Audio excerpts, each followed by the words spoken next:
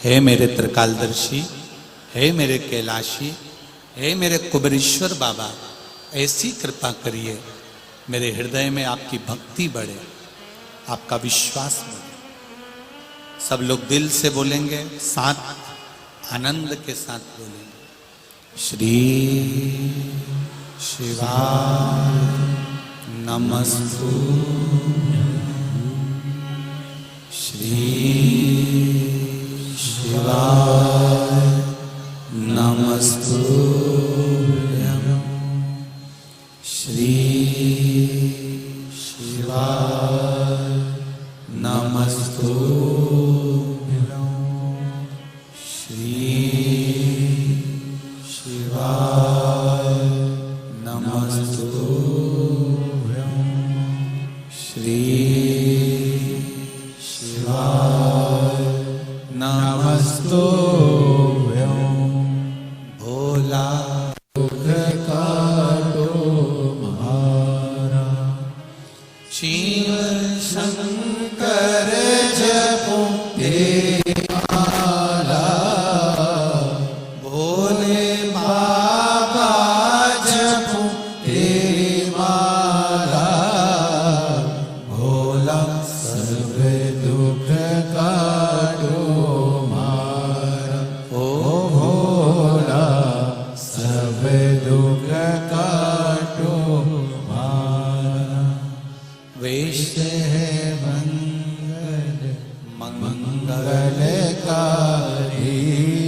वैश्य है मंगल मंगलकारी, शमशान वासी हमारा, शमशान वासी हमारा, भोला सब दुख काटो मारा, ओ भोला सब दुख काटो मारा। भगवान शिव की कथा कर रही है।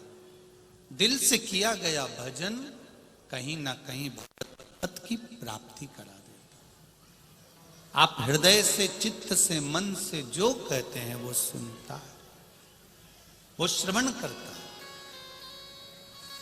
एक बात आप लोगों से कहना चाहेंगे, जब भी देवाधिदेव महादेव को जल चढ़ाएं, जल चढ़ाते समय तुम्हारे भाव में, जब हम शंकर भगवान को जल चढ़ाते हैं तो एक स्मरण आपके भीतर रहे। ध्यान रखिए, जैसे ये शिवलिंग है, ठीक है, ये जलाधारी है, कोलपीठी का जिस पर ये शिवलिंग रखा हुआ है, ये जलाधारी, बीच में अशोक सुंदरी, इधर गणेश जी, इधर कार्तिकेय जी, जिस पे शिवलिंग रखा हुआ है, ये माता पार्वती जी का हस्त कमल। ऊपर से जो एक एक बूंद पानी नीचे गिरता है वो शंकर भगवान की 5 बेटियां, जया, विषहरा, श्यामली बारी, दौतली और देव। जब शिवजी को जल चढ़ाओ, शंकर भगवान को जल चढ़ाने के लिए सबसे पहले गणेश जी वाली जगह पर जल चढ़ाओ, फिर कार्तिकेय जी वाली जगह पर जल चढ़ाओ, फिर अशोक सुंदरी की जगह पर जल चढ़ाओ, फिर पीठिका पर जल चढ़ाओ, उसके बाद में शिवलिंग पर जल चढ़ाइए। जब अपन किसी कामना के लिए अगर जल चढ़ा रहे हैं तो उसके लिए हमको ये ध्यान रखना पड़ेगा। पहले कहाँ चढ़ाना है? जहां से पानी नीचे गिरता है तो राइट में गणेश जी, लेफ्ट में कार्तिक। जो एक भाग होता है, यहां पर अपन ने जल चढ़ाया गणेश जी को, यहां चढ़ाया कार्तिकेय को, बीच में एक मोटी सी लाइन होती है जहां सुख सुंदरी विराजमान होती है, वहां जल चढ़ाकर और फिर जल को चारों तरफ घुमाने के बाद फिर शिव जी को समर्पित करो।